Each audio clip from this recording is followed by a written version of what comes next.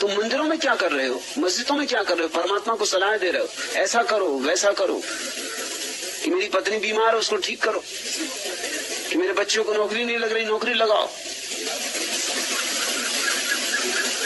मांगे जा रहे हो भिखमंगों की तरह। और अगर नौकरी न लगी तुम्हारे बेटे की तो निराशा आ गई, अगर पत्नी ठीक न हुई तो निराशा आ गई, हो गई ठीक संयोग बसात तो भी झंझट। मैं जबलपुर में था, एक शाम अपने बगीचे में टहल रहा था और एक सज्जन मिलने आ गए, तो वहीं खड़ी कार से मैं टिक के खड़ा हो गया और उनसे बातें करने लगा। उन्होंने जल्दी से नोटबुक निकाली, कुछ नोट करने लगे। मैंने कहा क्या करते हो? उन्होंने कहा कि बस इशारा आपने दे दिया। मैंने कहा मैं अभी बोला भी नहीं, ऐसे तो मैं बोल बोल के परेशान हो जाता हूं, तो भी लोगों को इशारे नहीं मिलते। तुम तो गजब की ज्ञानी मालूम होती हो। मैंने कहा जरा देखूं क्या नोट किया। नोट किया उन्होंने कार का नंबर। कहने लगे मैं यही पूछने आया था कि लॉटरी में कौन से नंबर का टिकट खरीदूं। आपने भी गजब कर दिया, नंबर सीट टिक के खड़े हो गए। इशारा मैं फौरन समझ गया। अरे वाह, मैंने कहा भी नहीं, पूछा भी नहीं अभी, और आप हाथ रख के नंबर पे ही खड़े हो गए। साफ कह दिया, अब और क्या है। मैंने कहा अब तुम मुझे झंझट में डालोगे। अगर ये नंबर ना निकला तब तो कुछ हर्जा नहीं, मेरा तुमसे छुटकारा हुआ, तुम कहीं और नंबर तलाशोगे। मगर संयोग वसात भूल चूक से अगर ये नंबर कहीं लग गया तो तुम मेरी गर्दन से बंधे।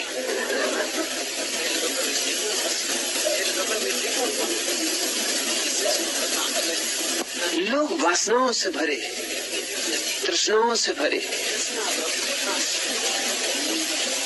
अपनी कल्पनाओं के जाल से भरे चल रहे हैं। अब मैं भी उनसे कह रहा हूं कि मेरा कोई इशारा नहीं, ये तो सिर्फ मैं टिक के खड़ा हो गया, तुमसे बात करनी थी, ये मेरे घूमने का समय था, तुम बेवक्त आ गए हो। गाड़ी पास थी तो टिक के खड़ा हो गया हूं, मुझे क्षमा करो, गलती हो गई। मगर वो मेरी सुनने को राजी नहीं। वो तो जल्दी से नमस्कार किए और चलते बने। उन्होंने कहा कि बस चलता हूं, बात हो गई। वासनाओं से भरा हुआ आदमी वही देखता है जो देखना चाहता है, वही सुनता है जो सुनना चाहता है। वासनाएं उसे वह नहीं देखने देती जो है, वह नहीं देखने देती जो चारों तरफ मौजूद है। वासना उसे छोटा सा जगत देखने देती, और वो जगत भी उसका अपना निर्मित होता है।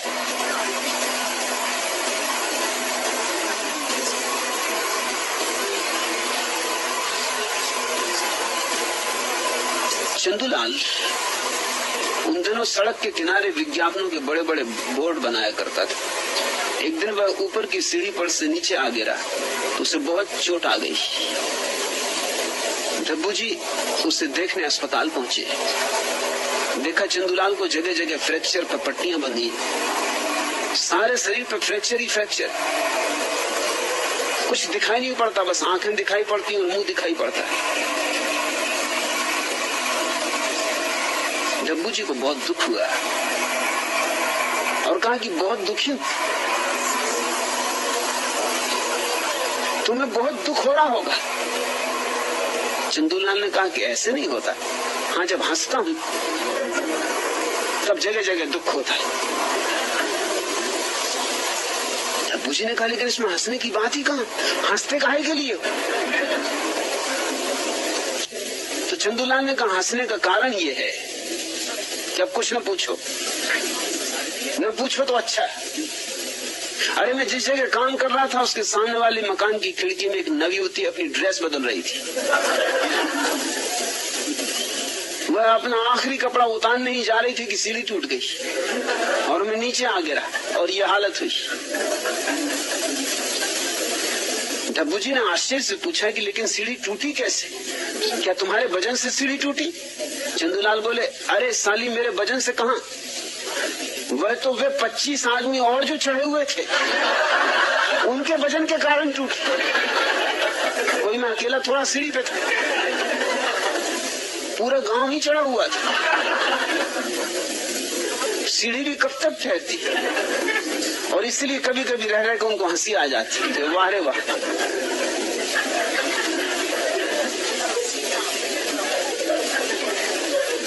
लोग जो देख रहे हैं, लोग जो सुन रहे, वह नहीं जो है। उनकी अपनी कल्पना के जाल, उनके लिए वो काफी कीमतें छुपा रहे हैं। जिंदगी भर गमाते, हड्डी पसली टूट जाती, अस्थि पंजर रह जाते, मगर रोग वही पुराने के पुराने। इसीलिए सत्य को कहना मुश्किल। कल रात ही एक भारतीय मित्र ने, जो अमेरिका में निवास करते, संन्यास लिया। मैंने उन्हें नाम दिया अशोक मुनि।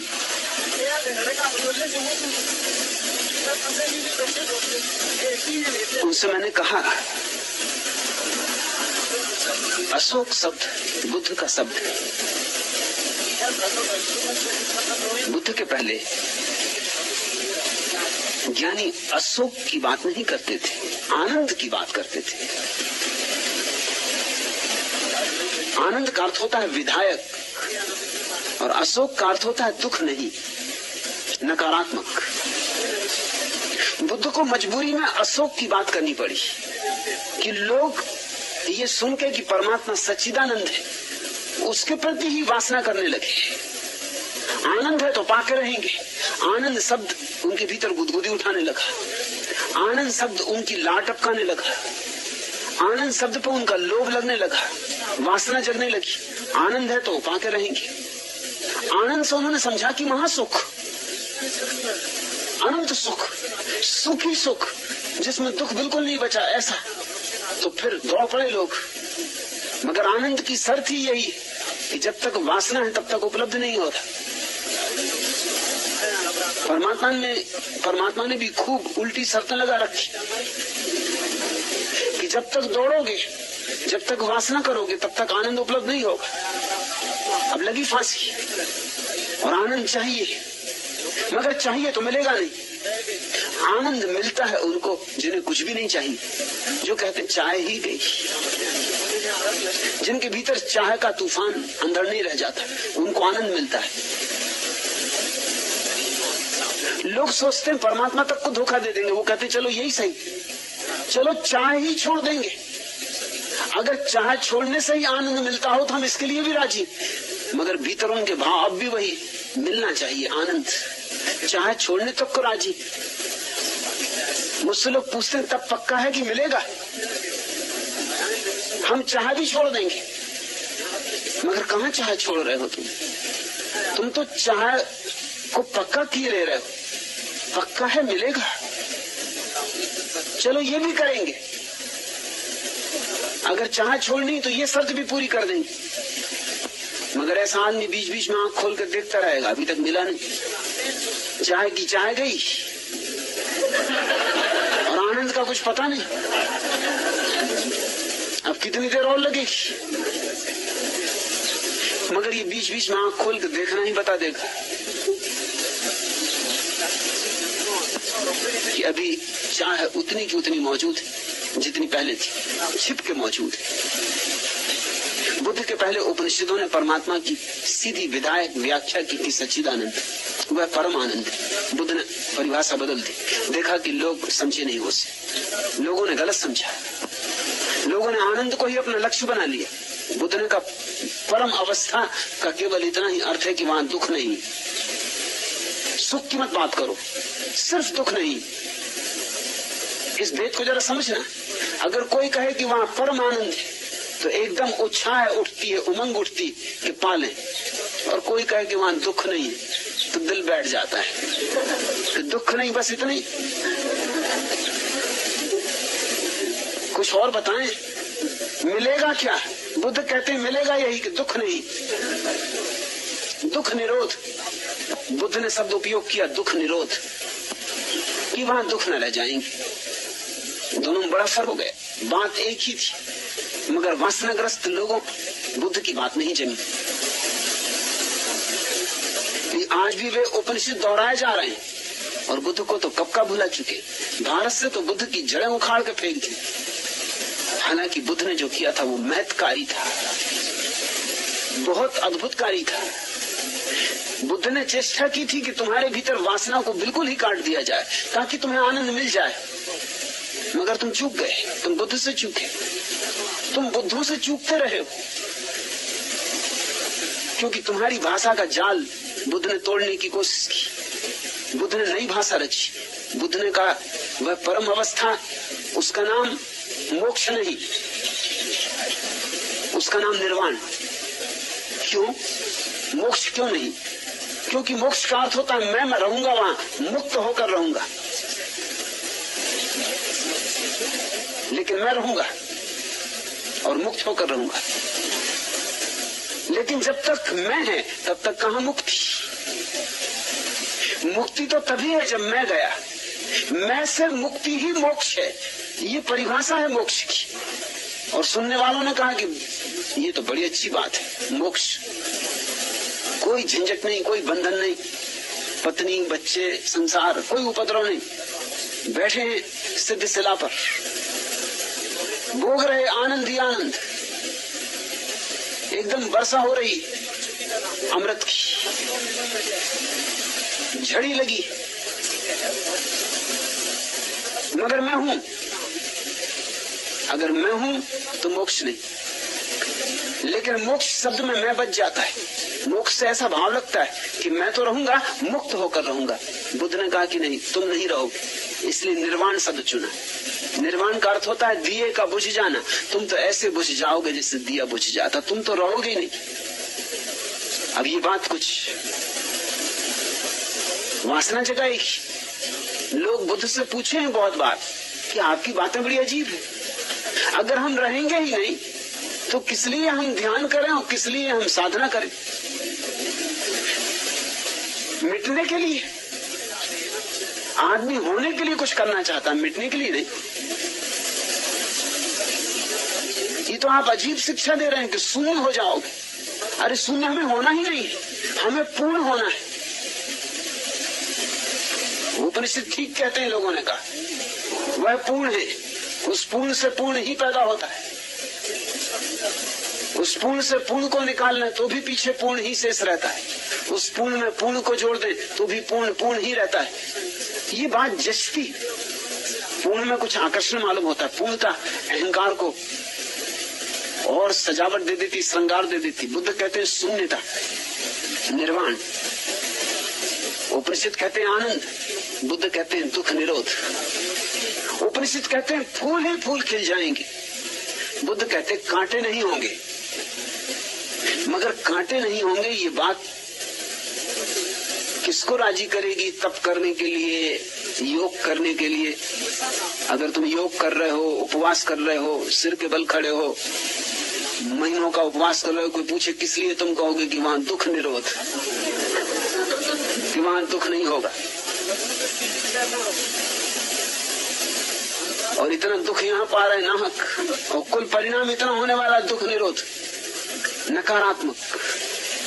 लेकिन जहाँ दुख नहीं है वही आनंद का आविर्भाव है। बुद्ध उसको कहते नहीं, उसको कहते से भूल हो जाती, क्योंकि तुम वही समझ सकते हो जो तुम समझ सकते हो।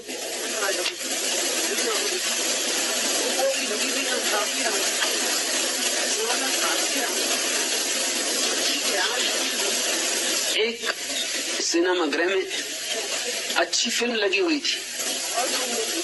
चंदूलाल ने अपनी प्रेसी से कहा कि पीछे की सीट के टिकट ले लेते।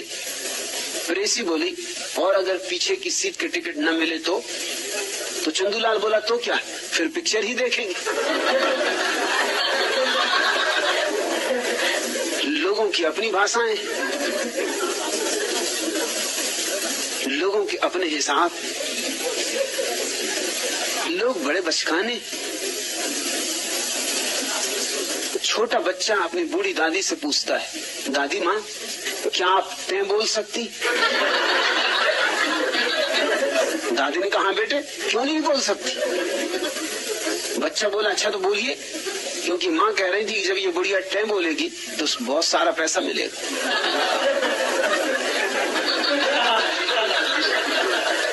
लेकिन बच्चे को क्षमा किया जा सकता है, वो बेचारा जितना समझ सकता था उतना समझा कि सिर्फ टें बोलने की बात है, तो बोली तो टें, बहुत सारा पैसा मिल जाए।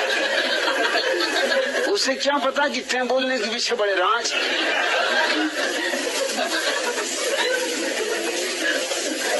लेकिन बड़े बड़ों की भी गति यही है,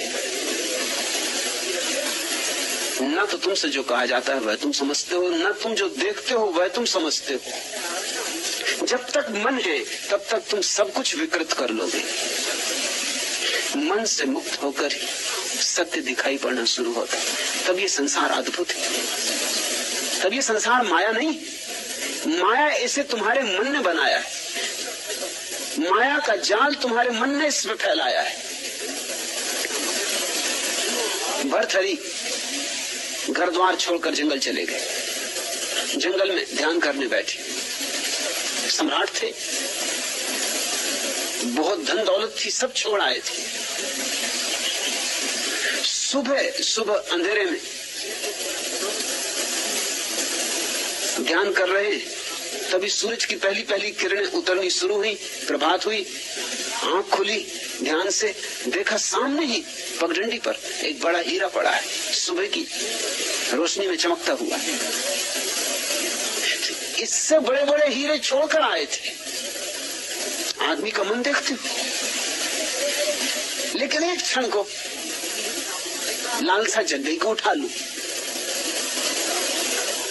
चौंक गए, समझ गए, नहीं उठाया, मगर एक क्षण को वासना ने घेर लिया। एक क्षण को मन वापस लौट आया। भूल ही गए कि मैं सब छोड़ आया, इससे बड़े बड़े हीरे छोड़ आया। इस हीरे की क्या औकात, क्या बिसात।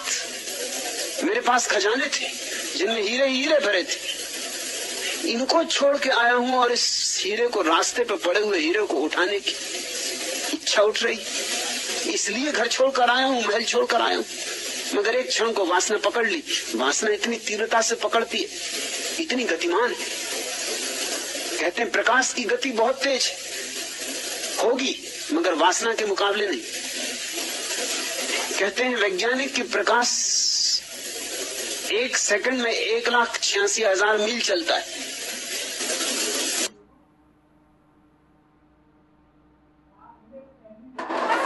നിങ്ങൾ ആ പാറ കണ്ടിരുന്നോ? ആ പാറയുടെ മേളിലേക്ക് കാർ കയറി പോയി.